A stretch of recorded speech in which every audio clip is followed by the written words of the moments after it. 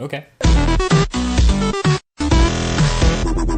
Hey, what is up guys? I'm KBHD here, and this is not the first iPhone 5S review, and it probably won't be the last, but sometimes when you use the device for a while, longer than the typical review period for tech reviewers, you get a little bit of a better sense of what you like the device for and what you don't like it for, and just a little tidbits and quirks about it, and overall a general idea of how well you like to use it. And that's exactly what this video is about. This is an iPhone 5S review from the perspective of a person who uses a lot of Google services. I've done videos about iOS before. This is my first iPhone review. Believe it or not, this took me like 7 iPhones to actually do a review of it. But without any further ado, let's get right on into this. So this is the iPhone 5S in space gray. It comes in 3 colors, but this is the one I personally thought was my favorite. It's just as familiar as the rest of the iPhones out there. It's running iOS 7, it has that familiar array of icons like every other iPhone, and it's just as small. In fact, let me start by saying that yes, I'm aware that the iPhone looks very small in my hands, and that's because it is small in my hands. The Samsung Galaxy Note 3 is a phone I've carried for a while now, and it feels pretty natural for me to hold, but it's a bigger than average phone for most people, and it has a 5.7-inch display. But to me, it doesn't feel all that extreme. But a smaller, more common option that you'll probably see more frequently is the Samsung Galaxy S4. This is a pretty popular phone, and it has a 5-inch display. And it has that same general look to it as the Galaxy Note 3, but it takes up less space and involves reaching to the corners of it less. But even smaller than that is the Moto X. This is one of my favorite devices right now, and it's very compact. It stuffs a 4.7-inch display into a body that's not that much bigger than the iPhone, so I can grip the whole thing. But even this phone starts to look big when you compare it to the iPhone 5S. This phone has a 4-inch display, so it's easily the smallest of the displays on any flagship by any company right now, but it's also one of the most compact mobile devices, period, which is something that Apple's really proud of in this phone. And I don't blame them. The device is really light, really easy to hold, and people can reach all 4 corners of the display with one hand, although I think people could do that on a 4.5-inch display too. But this is also one of the most fragile feeling phones out there. It's not actually fragile. It's really extremely well built. It's made out of premium materials like the HTC One. It's got metal in there. It's very tightly put together. There's no creaking or any twisting or anything like that. But the lack of any curves, plus the glass on the back, like the Nexus 4, make it feel like I better not drop this device. Like if I dropped it from a few inches up, it feels like it's very delicate and vulnerable to scratches, like I should be putting a case on it or something. Now there are a couple of things about the battery in this device. It's, like we said, a 1,570 milliamp hour battery, and that measurement is pretty small. In fact, this entire iPhone is about the same size as the Galaxy Note 3 battery, which is over 3,000 milliamp hours. So with this having half the battery size as a Note 3 has its pros and has its cons. One of the important pros is that it charges very quickly. I'd like to say it charges lightning fast. But the cons are immediately that the battery doesn't last quite as long as any other smartphone out there with a larger battery. Now, standby times are excellent on the iPhone. I could go to sleep with an iPhone at 100% battery, not charge it, and it would wake up with 97% battery. That's pretty good. An Android device with a similar size battery might be at 80% when you wake up. So that's pretty good that iOS takes good advantage of what it thinks you should be closing in the background when you're sleeping.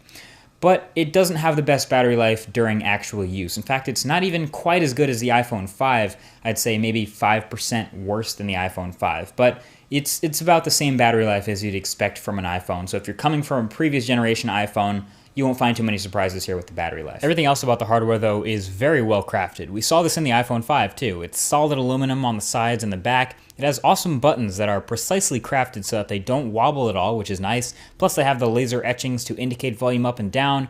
The chamfered edges are angled ever so slightly inwards. The headphone jack and the lightning port are on the bottom with the precisely milled speaker grill holes. I mean, I don't think it's just about how all of this is in such a small package that makes it a little difficult to appreciate it all, which is why I think the HTC One still feels just as good in the hand. Now, the speakers on the bottom of the iPhone are one of the more interesting parts of it. I expected them to be really good, but check this out. There are 2 speaker grills at the bottom of the iPhone. That looks great. It looks like stereo speakers.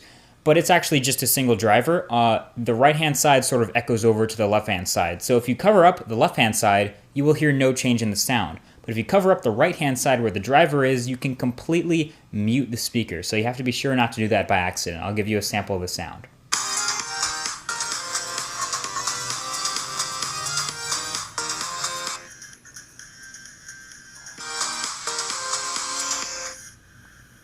It's completely muted.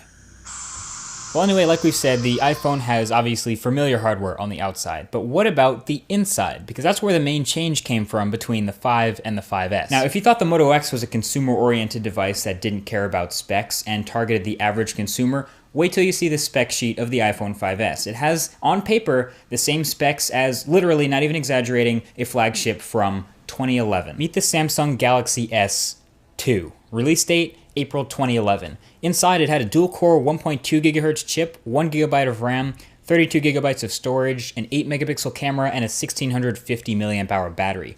Now meet the iPhone 5S. Release date, a couple weeks ago. It has a dual-core 1.3 GHz chip, 1 GB of RAM, 32 GB of storage, an 8-megapixel camera, and a 1570 mAh battery. So this is where Apple does its absolute best to make sure specs don't matter nearly as much as they used to. They control the entire experience from the hardware to the software, and there's a lot of optimization going on, and in the end, performance throughout iOS 7 is pretty snappy. It performs on par with just about every other flagship today that has an 8-core chip and double the RAM and 20-megapixel cameras. And iOS, as we know, never really required all that much resources to run smoothly and multitask well and not eat through battery life like a hungry wolf through steak, so it's not really a surprise that the iPhone 5S is quite fast, especially when compared to older iPhones. But how is iOS 7? Well, for me, I actually like the look of iOS 7, at least a lot of it, but its functionality is still exactly the same as iOS 6. It's essentially a layer of gloss over the top, a visual overhaul, if you will. The motto here is you'll probably like it or learn to like it, but if you don't, too bad. Because you just can't change things. You still can't customize a lot of the things that I'm used to being able to customize out of the box on something like an Android phone. In iOS 7, you'll probably like most of the new icons, but if you don't like one, or two, or several, too bad. You might like the new keyboard, but if you don't, too bad. You might love the new stock lock screen or the new dialer or all the new stock applications, but if you don't, too bad. My biggest gripe with iOS 7 was actually the animation. So every time I unlock the iPhone 5S, there's this new animation in iOS 7 that takes a solid half a second before it lets me do anything on the home screen, and I don't like that at all. And that's too bad. So now anytime I want to unlock the phone, and I already know I want to go to the second page of apps, I have to wait for the animation to finish before I can do anything, because while it's animating, it's unresponsive on the touchscreen. Still bugs me to this day. I wish I could change the animation speed, just speed it up a little bit.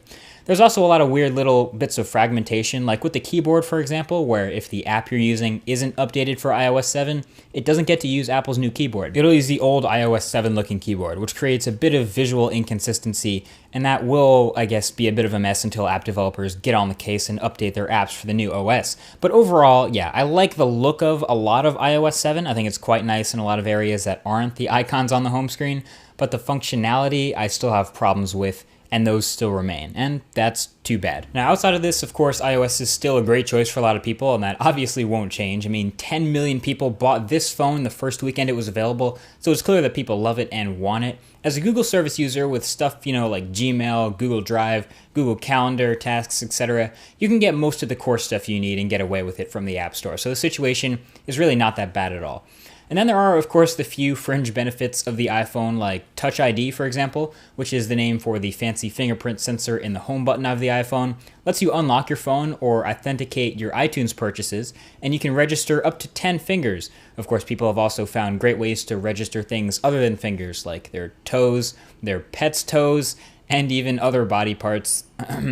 But it's a cool feature. It works pretty well, pretty accurately most of the time. Just note that every time you restart your phone, you'll have to re-enter your whole iTunes password before using Touch ID in the App Store again. Another thing that's great about the iPhone is the camera experience. The camera experience, in my opinion, is made up of two different parts. It's the quality and the control. And there's a little bit of a scale, I'd say, between 1 and 10 for quality and between 1 and 10 for control. A lot of devices that have 10 out of 10 for quality, like the Lumia 1020, for example, you can't just give it to a random person on the street and ask them to take a great photo with it. They'll probably have a little bit of difficulty. But if you get a really, really easy to use camera, chances are it's not going to take great photos. So the iPhone strikes a nice balance because on the scale of 1 to 10 for quality, it's around an 8. And on the scale of 1 to 10 for control, it's pretty simple, but it's an easy-to-use app, so that's another 8 out of 10. And I think that is what makes it a very likable camera. You can just open it with a swipe up from the shortcut in the corner and immediately begin to take pictures. I would characterize the camera on the back of the iPhone 5S as a very fast camera in a bunch of different ways. Fast number 1 because it's very fast to take photos and to process shots. Fast number 2 because taking HDRs is very quick, so you don't have to have a necessarily still subject. Fast number 3 because the aperture itself is very fast, is wide open. I believe it's f2.0 or 2.2, which can be a little bit softer than the iPhone 5, but still is plenty fast and great for low light. And again, fast because of the video modes in here. You can take really fast 120 frames per second video and then slow it down to 30 frames per second to get this awesome smooth slow motion effect. So this is a very fast camera. What I most enjoyed about shooting with the 5S's camera though was the low light capabilities. This thing can essentially see in the dark where a lot of the other camera phones I've used fall short. But you can see all the test shots that I took in the full Imgur link in the description right below that like button, where you'll see, low light shots and regular light shots. And you'll see that the photos it takes are really pretty solid. The colors were very accurate, like extremely colorful and saturated. The detail was pretty much all there. It was only a little bit softer than the iPhone 5 because of the wider aperture, but overall, the shots you get out of this thing are very good. Overall though, in terms of the quality of photos and videos you get, and the control you have over them, this is up there in some of the best smartphones you can get to take photos with. So yeah, using the iPhone 5S is just as you would expect. You get great performance, smooth animations throughout, you get that super compact form factor and excellent build quality and design and material choices, and you get the usual quirks with a relatively new operating system, but those will either iron out or you'll get used to them. You get that future-proofness with the new 64-bit architecture, Apple's new chip, and Apple having control over the whole OS and ecosystem. And you have a very reliable device that almost always works exactly as you'd expect it to. Even if you don't like the way it does something, you can be confident that it'll do it that way every single time until you get used to it. It's a very familiar device for a lot of people, and probably isn't worth rushing to upgrade to if you're coming from an iPhone 5, but for many other older iPhone, it's a great choice for all it's worth. So at the end of the day, there are some things that I really like about the iPhone, and some things that I really don't like, obviously, about the iPhone, that a lot of other people will probably agree with. The display is one of the most polarizing things to me. I love the quality of the display, I just wish it was bigger. And there are a lot of things that I like about the build. It's a beautifully crafted device. It's just a little bit too small and feels a little bit fragile, even though it is, in fact, really sturdy, no creaking or bending at all. So there are some polarizing things about it. At the end of the day, though, I'm not a big iOS user. If you want to see a full dedicated iOS review or sort of a video on just me and iOS, feel free to leave a comment below or a thumbs up if you want to see something like that. But either way, this has been it. This is the iPhone 5S in space gray. Thank you for watching the review, and I'll talk to you guys in the next video. Peace.